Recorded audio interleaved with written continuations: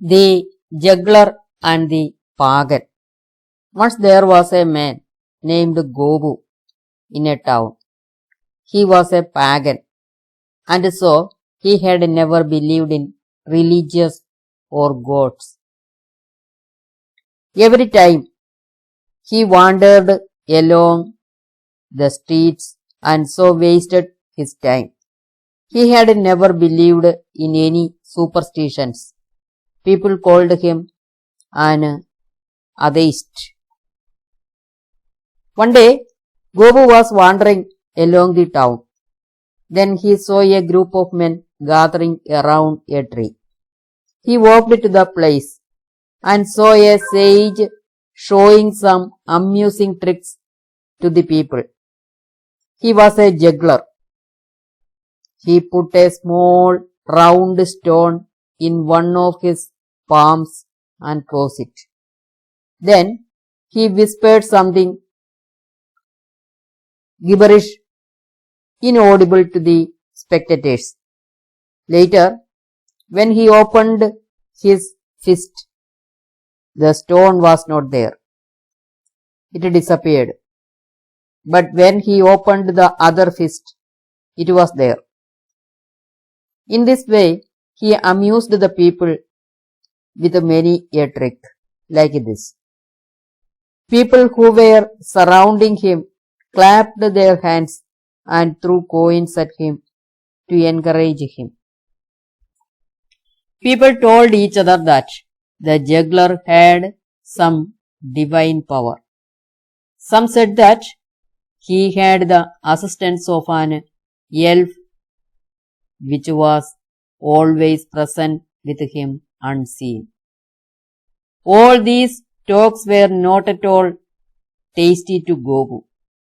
He was sure that the jugglery was a fraud.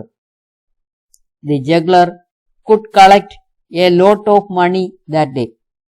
He saw that place being an auspicious place and wanted to come there every day. Accordingly, he came to that place regularly. And after amassing money enough, he returned in the evenings. Gopu wanted to stop this humbug. One day, while the jugglery was being performed, Gopu was sitting on the top of the tree, hidden among the foliage. He had been listening to the magic since its beginning. He saw the juggler shift the stone to the other hand very carefully and swiftly without getting any idea of it at the spectators' eyes. Gopu called from above and said, "We are being bamboozled. I can see that what this hypocrite does to deceive us. Don't believe him."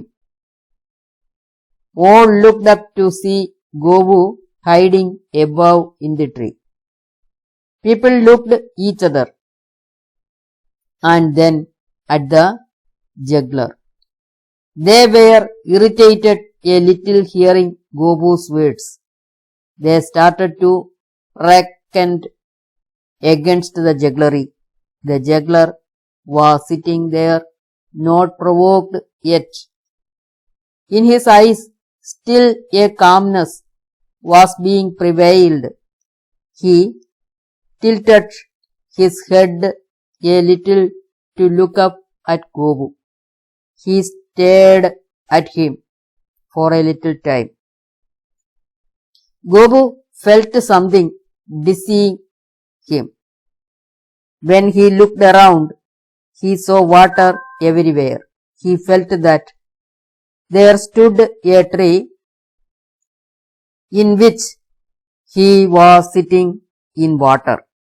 He was deceived by his senses and he thought that he was actually sitting in a tree that stood in the midst of a river.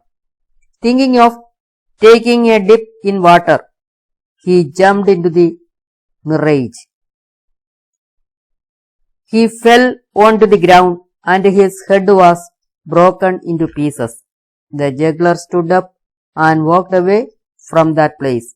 He had never come to that place again.